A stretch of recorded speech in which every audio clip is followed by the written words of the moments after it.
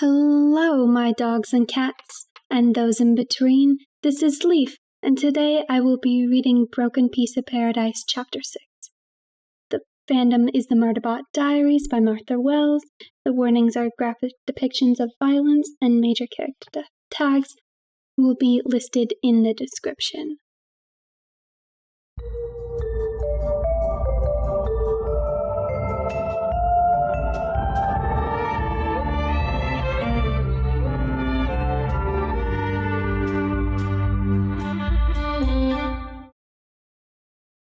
Predictably, Lucky didn't come to dinner. On impulse, Tansy checked the food printer logs and discovered that Lucky printed a beefy protein leaf, potatoes with Rika sauce, and green hash every time it got a meal, which was also the meal that Tansy had punched in for it the first evening they got here. Heavens only knew what it had been eating previously. Well, okay. Plainly, Lucky had some food-related issues. Possibly texture, or possibly someone had shamed it for some oddity of how it ate. But Lucky did intercept Tansy before she went into her cabin for the night and ventured, "I apologize." "No, it's okay. Was it okay? It would be good if you could tell me that I've hit a sore subject so I can back off and you don't get mad." Something that the therapist had talked about in a few sessions Tansy had after they found out Tansy's mentor, Inez's father, had been treating Inez. Pushing, even well-introduced pushing, could make things worse. There were only a few people with any therapy studies in the colony, none of them doing it full-time. Tansy had always been uncomfortable spilling her problems in confidence to someone that she saw in the settlement and called on for plumbing help and heard secondhand about their marital drama, but she had taken the advice to heart. "I was not mad." He took in Tansy's skeptical expression. "I was mad. Not at you. At situations." "I kind of figured that out," Tansy said. "I'm not going to push it, but remember that none of us know what you're reacting to." Lucky considered for a while, tapping the wall as they walked down to the common, which was basically a room with a couch and a screen. Finally said, "I am realizing exactly how much I did not think any of this through." "You didn't?" "I did not. I am supposed to have impressive tactical skills, and I think very fast. I am not sure what went wrong." "What did you say, any of this? You mean sneaking onto the horizon?" Tansy said. "Exactly. I stowed away because I needed to disappear. The Horizon was the only ship leaving Acquired Asset 96 that was not associated with the company. You were also the only people that had any chance of—" A long hesitation. "Welcoming me. However, what do I do next? What do you do next? I have occasional physiological needs, and I am worried that I cannot meet them. But you have physiological needs as well. Where will this ship go in the end?" "We're not completely sure where the wormhole leads," Tansy admitted. "It was a part of a path that led back to Illyria, but our records show multiple jumps and not much information on what's in between." "I overheard that this one is a natural wormhole that was stabilized, not an artificial one." Tansy blinked several times. "You have... okay. Yes, I guess you must have a way to make wormholes. That's how you got into our system." "I do not. The Corporation Rim does, and surrounding polities and affiliates. It is extremely complicated and cannot be done by just an ordinary ship. That is why it took so long for the company to reach Acquired Asset 96.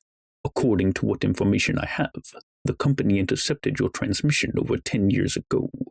In the Corporation Rim, a distress call is legally considered to be an implicit commitment to pay appropriate compensation for the rescue.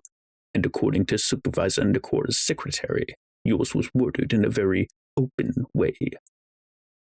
I'm not sure what that means. I have no legal knowledge besides information about the sort of things that happen when negotiation fails.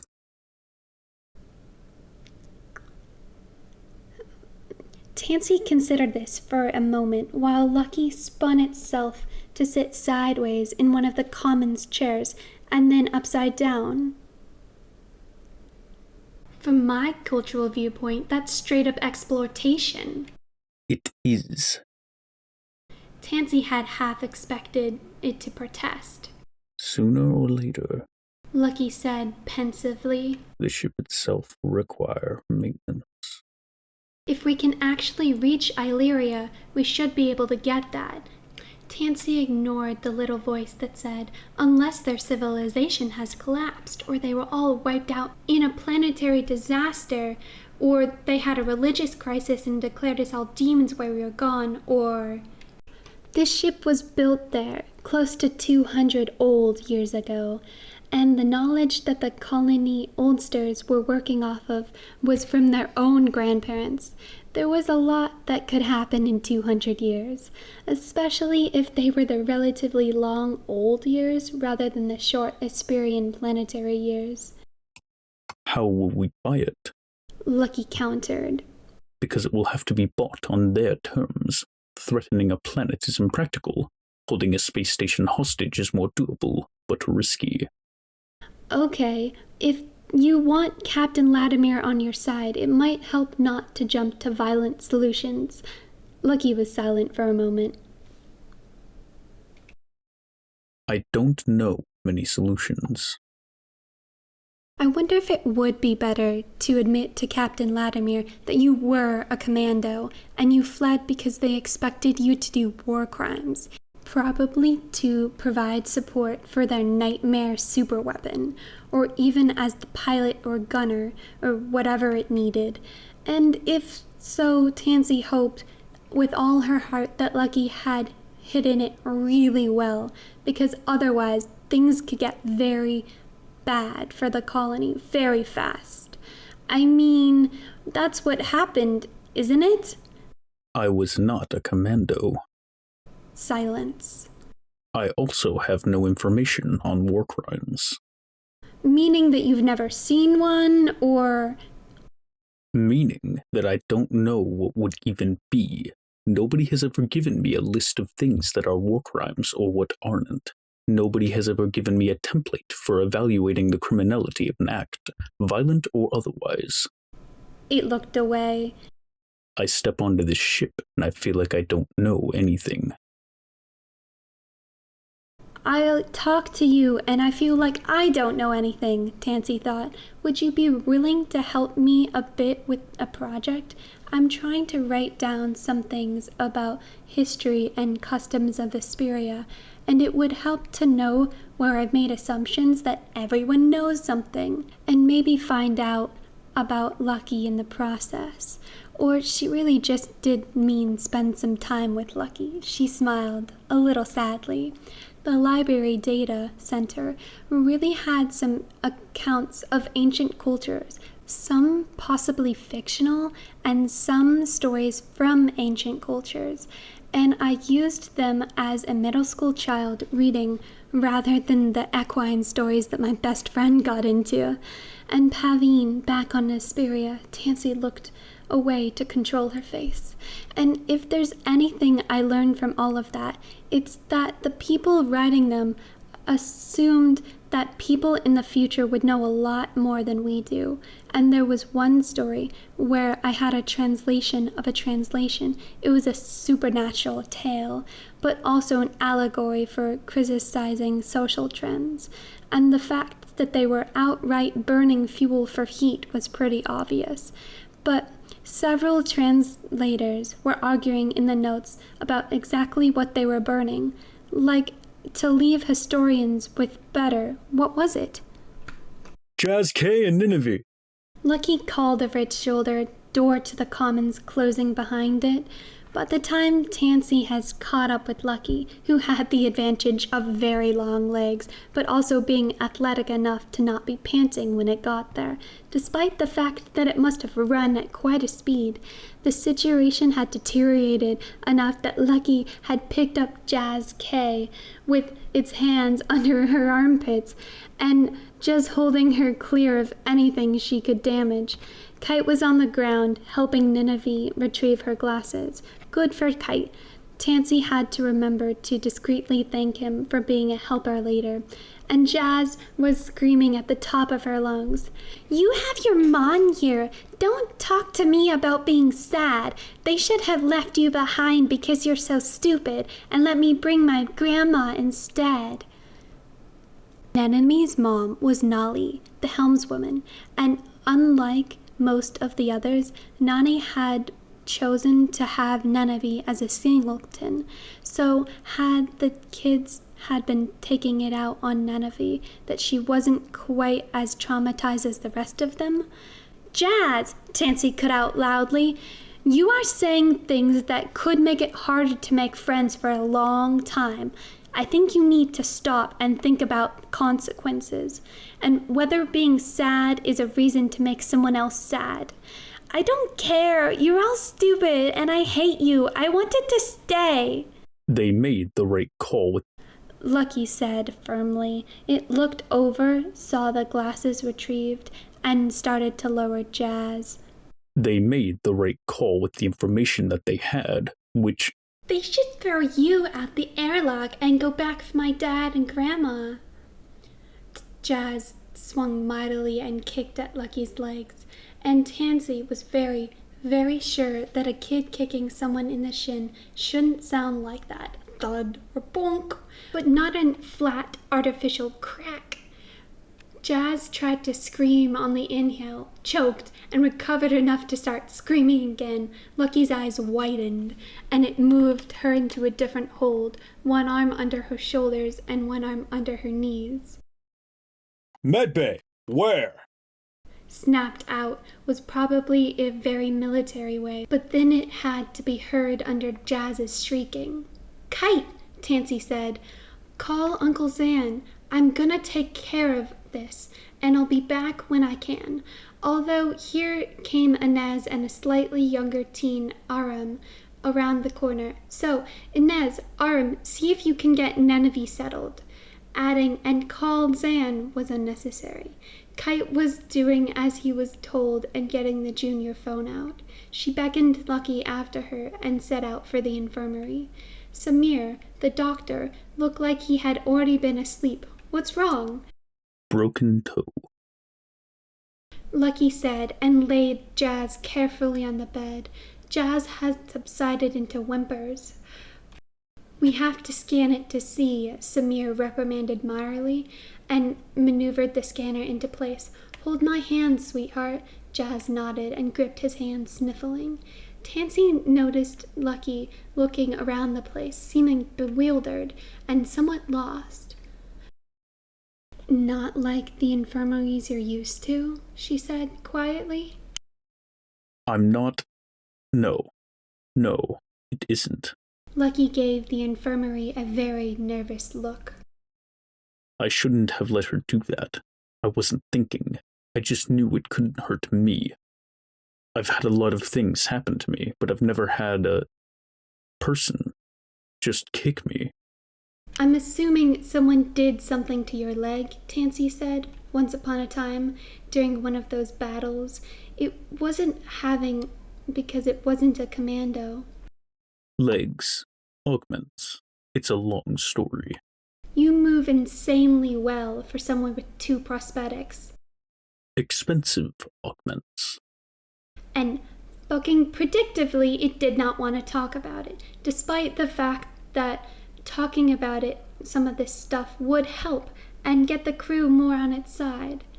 "I don't think you could have stopped her anyway. She was flailing a lot." Lucky looked faintly offended. "I can deal with flailing. What I don't know how to deal with is young person psychological warfare, which cannot and should not be responded to with stronger psychological warfare, but which It looked thoughtful and then moved to Jazz's side. Samir had numbered the foot and pulled out what Tansy thought was a reset frame, and he looked at Lucky inquiringly, but didn't say anything. Jazz? Lucky said quietly. Jazz sniffed. Yeah? Did anyone tell you what happened? With the company attacking acquired asset Asperia. Jazz shook her head wordlessly.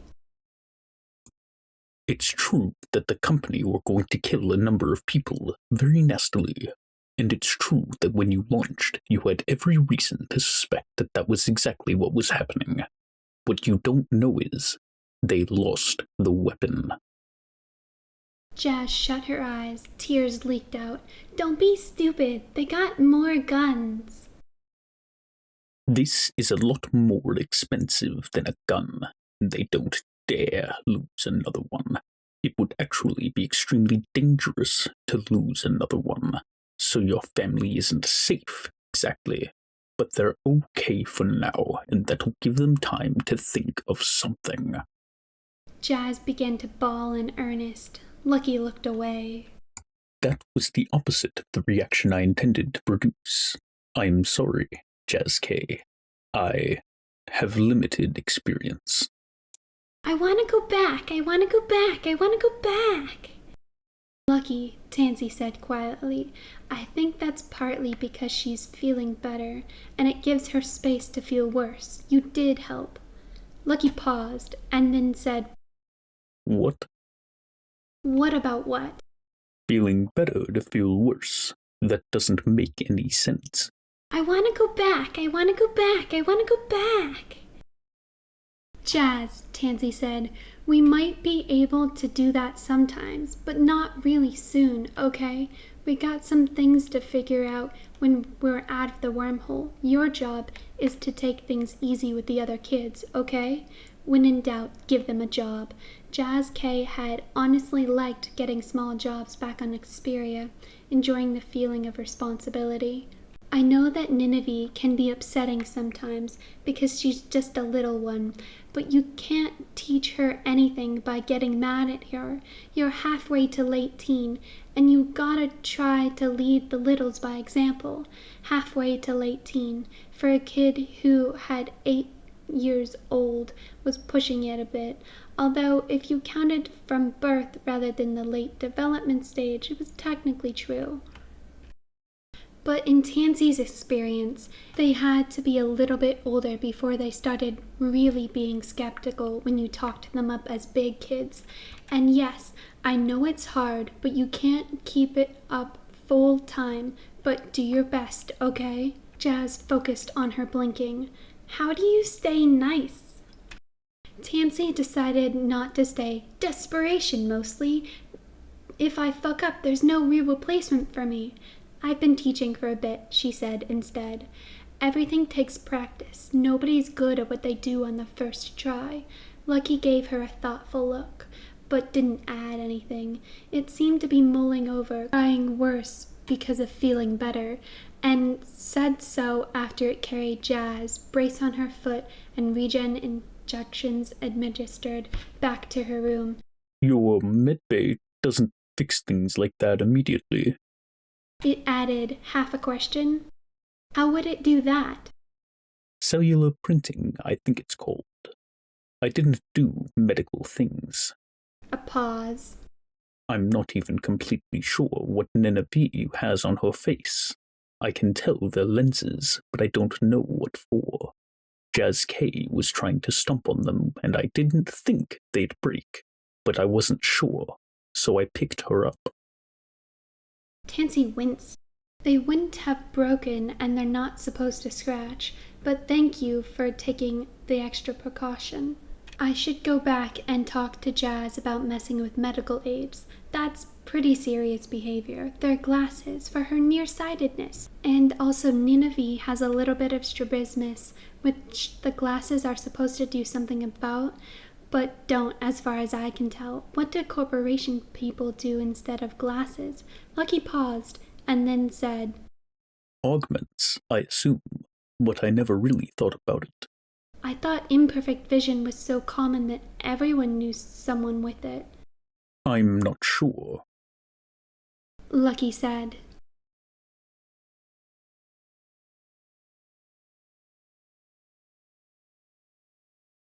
Chapter endnotes.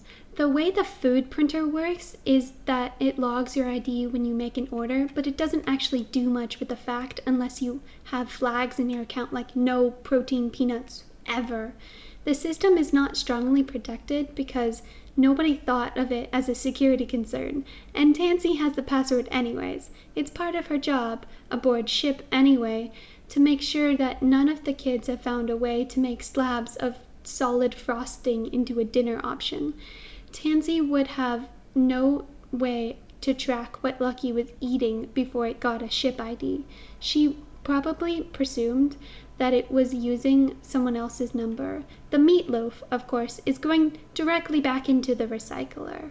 On one hand, not having the programming to constantly check the environment to see how clients are about to hurt themselves is probably a large factor to why Lucky is not an anxiety machine like Murderbot. On the other hand, a standard sec unit would not have made that mistake. Jazz is not a bad kid, whatever that means, but she's like the rest of them under an enormous amount of mental stress. Everyone on the horizon is doing their best, but everyone's best is imperfect. Everyone's best has cracks in it, and the cracks get so much worse under pressure. It does make it better having someone tell you that your parents and grandparents aren't dead yet, probably, but the emotional uncertainty of hope is a strain all on its own. Reader's notes. Hello, I am back. It has been a long time. I went on vacation and then didn't want to do anything, and I got Gremlin to help me out. So that's who is in the other voice. Also, thank you to Swamp making the intro and outro music.